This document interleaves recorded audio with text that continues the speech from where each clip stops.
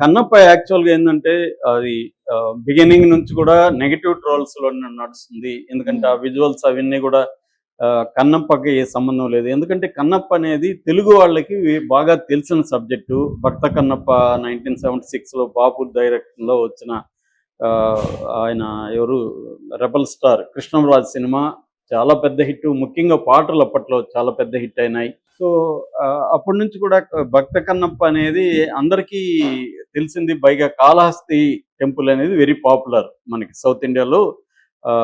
తిరుపతి తర్వాత కాళహస్తి టెంపుల్ అనేది చాలా పాపులర్. అవును. కాళహస్తి ముఖ్యంగా శైవ క్షేత్రాలలో కాళహస్తి టెంపుల్ చాలా పాపులర్. హ్మ్. అందువల్ల Kannappa very known story. So, అట్లాంటి దాన్ని వీళ్ళు చెడగొడుతున్నారు అన్న ఫీలింగ్ జనంలోకి బిగినింగ్ నుంచి వచ్చింది. వాళ్ళు హ్మ్. రిలీజ్ చేసిన మెటీరియల్ కావచ్చు, టీజర్ కావచ్చు, ఏందిరా ఇది పిచ్చిగా ఉంది అన్న ఫీలింగ్ వచ్చిందనమాట. హ్మ్. మనకి 'ఆదిపురుష్' అప్పుడు ఎలాగ వచ్చిందో రామాయణాన్ని వీళ్ళు ఏంది పిచ్చిగా తీస్తున్నారని ఇది కూడా అలాగే వచ్చింది. హ్మ్. సో, పైగా మోహన్ బాబు ఫ్యామిలీ మీదనే ఒక నెగటివిటీ ఉంది. దానికి రకరకాల కారణాలు ఉండొచ్చు. కొంత వాళ్ళ స్వయంకృతాపరాధం కూడా ఉంది. వాళ్ళ ఫ్యామిలీలో వాళ్ళు డీల్ చేసిన పద్ధతి. అంటే పబ్లిక్ దీన్ని అంటే చాలామంది ఏమనుకుంటారంటే పబ్లిక్‌తో గొడవ పెట్టుకొని పబ్లిక్‌ని మనం కంట్రోల్ చేద్దాం అనుకుంటారు. పబ్లిక్ అంటే మీడియా కావచ్చు, పబ్లిక్ పర్సెప్షన్‌ని నేను కంట్రోల్ చేస్తాననుకుంటా. అది వ్యక్తి పబ్లిక్ అనేసరికి ఎప్పుడైనా పబ్లిక్‌కి డామినేట్ చేస్తారు. నేను ఫర్ ఎగ్జాంపుల్ ఈ సినిమా మీద నెగెటివ్ రివ్యూలు ఇస్తే వాళ్ళని మీద కేసులు పెడతానంటే ఒక 2000 మందో, 3000 మంది ఇస్తే ఎంతమంది మీద కేసులు పెడతారు? హ్మ్. అది పిచ్చితనం గదా! నెగెటివ్ రివ్యూలు నువ్వు లేకుండా చూసుకోవాలి. నువ్వు సినిమా బాగా తీస్తే నెగెటివ్ రివ్యూలు ఎందుకు కావాలని ఎంతమంది చెప్తారు? సో, నచ్చినోళ్ళని ఆపలేం గదా! సినిమా నచ్చితే ఇప్పుడు 'కుబేరా'కి గూడా బిగినింగ్‌లో ఏమీ లేదు. అసలు ఎవ్వడు పట్టించుకోలే 'కుబేర్‌ని.' కానీ రిలీజ్ అయిన మార్నింగ్ షో తర్వాత మారిపోయింది పరిస్థితి. సినిమా బావుంది, బావుందని వచ్చేసింది. దాన్ని ఎవడు ఆపలేడు. పాజిటివ్ దాన్ని ఎవడు ఆపలేడు. ఎంత హ్మ్. నెగెటివ్ చేద్దాం అనుకున్నా చేయలేరు. సినిమాలో విషయం ఉంటే. హ్మ్. 'పుష్ప 2' మీద గూడా నెగెటివిటీ వచ్చింది. తర్వాత ఏమైంది? బ్లాక్ బస్టర్ రికార్డులు క్రియేట్ చేసింది. కాబట్టి వీళ్ళేందంటే ఇటువంటి బిహేవియర్ వల్ల అంటే పబ్లిక్‌ని నేను కంట్రోల్ చేస్తాను, నేను అనుకుంటే కేసులు పెట్టేస్తాను అది ఇది అంటే పబ్లిక్ కూడా తిరగబడతారు. ఈ హ్మ్. కేసులు పెడితే ఎంతమంది మీద పెడతావు? సరే పెట్టు కానీ మేము కూడా చేస్తామని స్టార్ట్ చేస్తారు. రెండోది ఇప్పుడు ఒక యూట్యూబ్ ఛానల్ మీద కేసు పెడితే 10 యూట్యూబ్ ఛానల్‌లకి 100 యూట్యూబ్ ఛానల్ వాళ్ళకి కోపం వస్తది. హ్మ్. వాళ్ళ మీద కేసులు పెట్టినట్టుగానే ఫీల్ అవుతారు. సో, ఎక్కడో సందు దొరికినప్పుడు కొడతారు బాగా. సో, అది ఆ ఫ్యామిలీకి అర్థం గాక ఈ పనులు ఇప్పటికి గూడా అదే కంటిన్యూ చేస్తున్నారు. సో, దీనివల్ల గూడా నెగెటివ్ వచ్చింది. ఎంత నెగెటివ్ వచ్చినా సినిమా అయితే ఫస్ట్ డే మంచి టాకే వచ్చింది. అంటే ఫస్ట్ హాఫ్ బాలేదు. బోరింగ్‌గా ఉంది. 'ప్రభాస్' వచ్చినప్పటి నుంచి సినిమా చాలా బాగుంది. ఈవెన్ విష్ణు యాక్టింగ్ గూడా చాలా బాగుందనేది అందరూ యునానిమస్‌గా అన్నారు.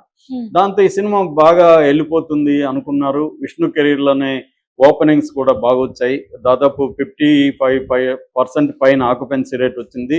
9,35,00,000 ఫస్ట్ డేనే కలెక్ట్ అయింది.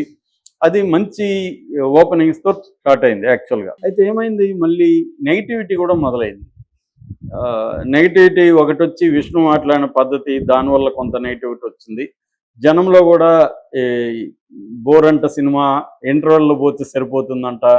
ఇంత దాని కోసం 'ప్రభాస్' ఉండే హ్మ్. లాస్ట్ అది కూడా పొరపాటయింది. చెప్తాను నేను. 'ప్రభాస్' ఎందుకు కారణం అనేది కూడా చెప్తాను. సో, దీనివల్ల అది నెగటివిటీ అనేది పెరిగింది.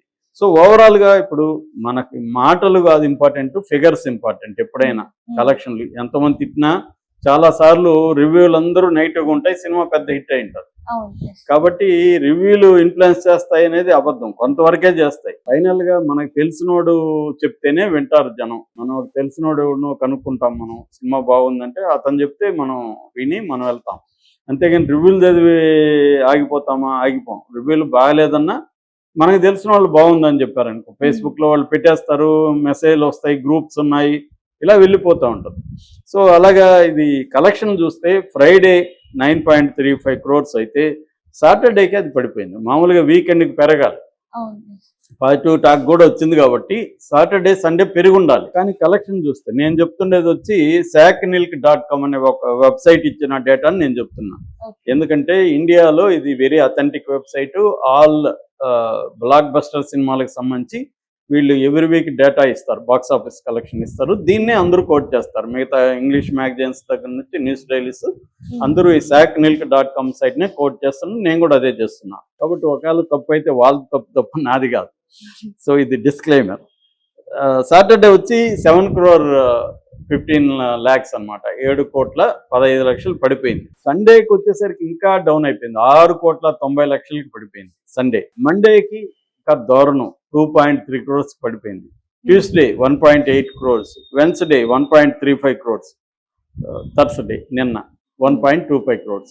అంటే గ్రాడ్యువల్గా పడిపోతా వస్తుంది. సార్ అంటే ఈ విధంగా పడిపోవడానికి కారణం అంటే కన్నప్ప రిలీజ్ ముందే విష్ణు చేసిన వ్యాఖ్యలు, అలాగే అతను ప్రెస్ మీట్లు పెట్టడం కానీ అందులో హైలైట్ చేయడం వల్ల ఇలా అదే ఇవన్నీ కూడా ఉన్నాయి. కానీ సినిమా బాగాలేదనేది ప్రధాన కారణం. ఇవన్నీ కాదు, విష్ణు ఏం మాట్లాడాడు ఇవన్నీ కాదు. సినిమా బాగుంటే అవన్నీ పక్కకి వెళ్తాయి.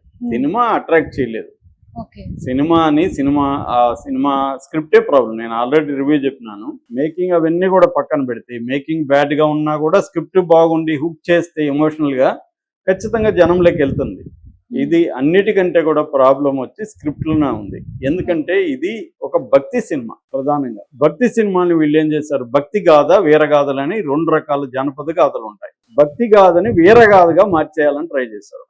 అతను ఒక మామూలు వేటగాడు అంటే చెంచులు ఎలా ఉంటారు, మా ఏరియా నాది కూడా కాళహస్తిలో, నేను ఇంటర్మీడియట్ చదివా. మాది కాళహస్తికి ఒక 30 కిలోమీటర్ల దూరంలో మా ఊరు. సో నాకు ఆ బ్యాక్గ్రౌండ్ అంతా తెలుసు. మా ఊర్లో కూడా చెంచులు ఉంటారు.